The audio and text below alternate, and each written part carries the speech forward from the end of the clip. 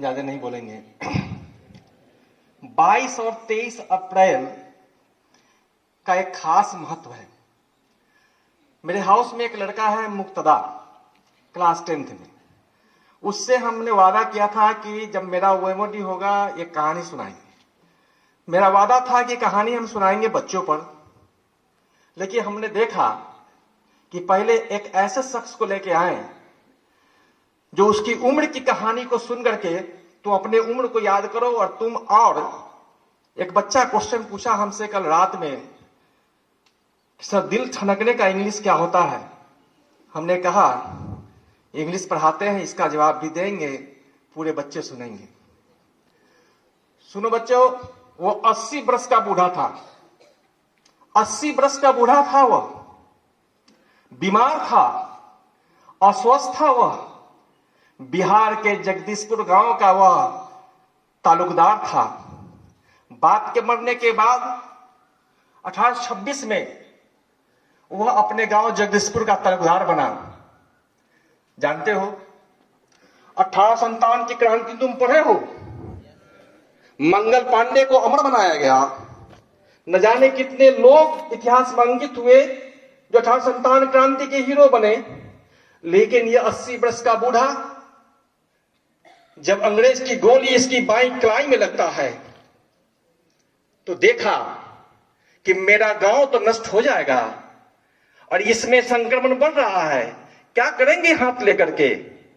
यह 80 वर्ष का बूढ़ा अपने हाथ, अपने मयान से तलवार खींचता है और इस हाथ को गंगा मां को अर्पित कर देता है। 80 वर्ष का आदमी था वह।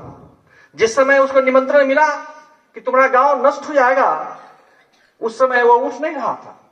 उसका भाई, उसका सेनापति आया, कहा कि क्या देख रहे हो, उठो, नहीं तो जगदीशपुर का रियासत नहीं बचेगा। उठा, लड़ाई लड़ा। वो लड़ाई चला 1 साल तक। गांव छोड़ना पड़ा, भागा आजमगढ़ में, शरण लिया आजमगढ़ में। आजमगढ़ में विद्रोहियों से इसकी मुलाकात हुई।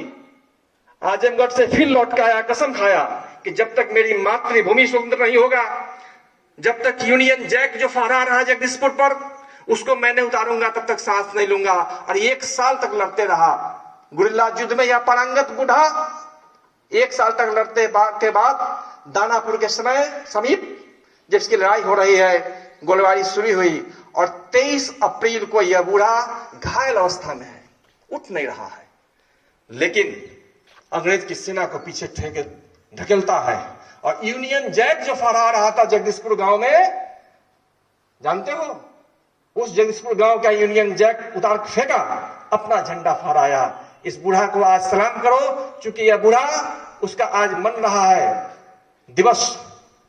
उस समय बिहार का, यह भी प्रांत बिहार का ही था। और जानते हो इसकी प्रेरणा कहां से मिली? इसकी प्रेरणा देने वाली गांव की वह अनपढ़ औरतें थी। क्या गीत गाए जानते हो? वो अपनी भाषा में, वो अपनी गांव की भाषा में ये बूढ़ा को जगाया कि बूढ़ा क्या देख रहे हो? एक पंक्ति तुम्हारे सामने रखते हैं, औरतें कैसे बूढ़ा को जगाती है, फिर बूढ़ा कैसे गांव को स्वतंत्र करता है और कैसे बूढ़ा अमर हुआ। सुनना एक पंक्ति, हालांकि भाषा अलग है, अनुवाद कर देंगे। औरतें क्या कहती है इस बूढ़ा को? जब गांव त्रस्त कर दिया ये अंग्रेज लोग, औरतें गीत गाती है, कहती है, अब छोड़ रे फिरंगिया। फिरंगी कहते हैं अंग्रेज को। औरतें कहती है, अब छोड़ रे फिरंगिया हमरा देशवा, अब छोड़ रे फिरंगिया हमरा देशवा। देशवा मतलब गांव। चाहिए अंग्रेज छोड़ दे, अब बहुत तुम क्या जुलूम। और क्या कहती है? नहीं कुछ आता, क्या बोलती है औरतें, गंवार औरतें? लुटपट मतलब लूटपाट किया, लुटपट कैले तुहुन, अरे बड़ा लूटपाट किया तुम जालिम। और क्या कहती है? मजबा उदय कैलाश, खूब मौज किया तुम मेरे गांव में आके रे फिरंगिया।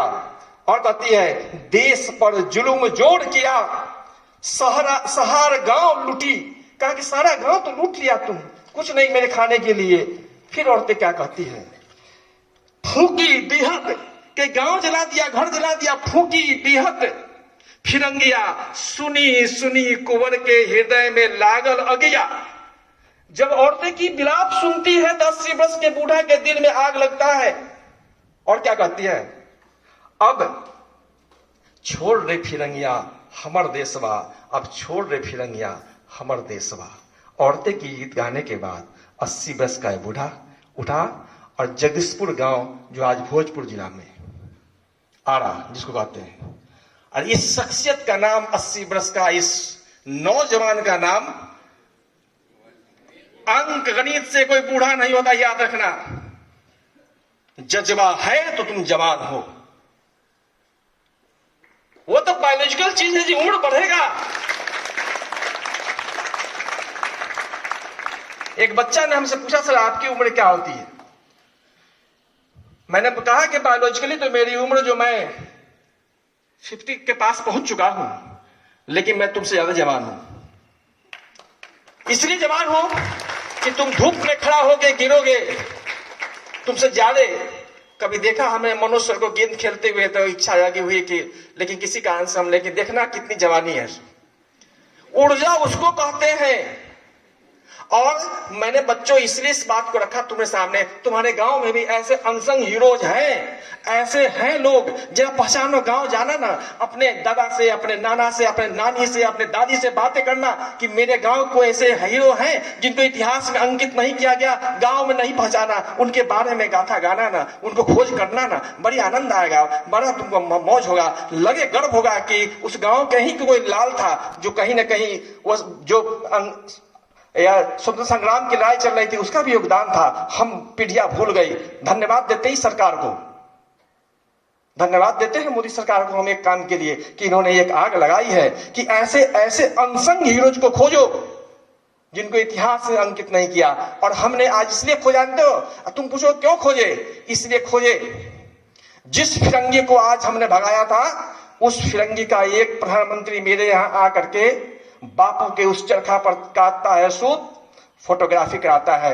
जब हमने देखा कि बापू के चरखा को तुम छुआ है, तो याद करो बापू को बापू बनाने वाला बिहार की धरती थी, और उसको याद हो गया होगा कि भारत का जो जमीन है वो किस फसल को पैदा करता है। बच्चों, इसलिए कहा तुमको हमने कहानी, प्रेरणा लो, दोस्ती करो, संगति करो, गांव की बात सुनो, और कभी कभी जानते हो किताब से संगति करो ना, बड़ी आनंद मिलेगा। बहुत बातें रखी है किताब में। किताब अपने कोख में न जाने अनमोल रत्न को रखा है, एक बार उस कोख को पलट को देख, बहुत सारे मिलेगा। तो धूप ज्यादा तेज है, एक स्पेशल एक्टिविटीज में हम लेके आए थे। मुझे विश्वास है कि मेरे द्वारा जो आपके सामने प्रस्तुत किया गया वो आपको अच्छा लगा न लगा हो, थोड़ी देर के लिए आपके दिल को जरूर ठनकाया होगा, माथा को जरूर ठनकाया होगा, सोचने पर बाध्य करेगा कि हम जाएंगे अपने गांव में, ऐसे एक अजनबी को खोजेंगे जिसकी करतूत और कारनामे भूल तो गए हैं, हम ही जिंदा करेंगे। आप मेरी बात को सुने, इसके लिए हम आपको धन्यवाद देते हैं। अगली कड़ी में जब हम आएंगे, एक नौजवान बच्चों को लेके आएंगे, जब कभी मौका मिलेगा। तब तक के लिए आप स्वस्थ रहें, सुखी रहें और नियम के पालन करते हुए हंसते रहे विद्यालय में। यही मेरी कामना है। धन्यवाद।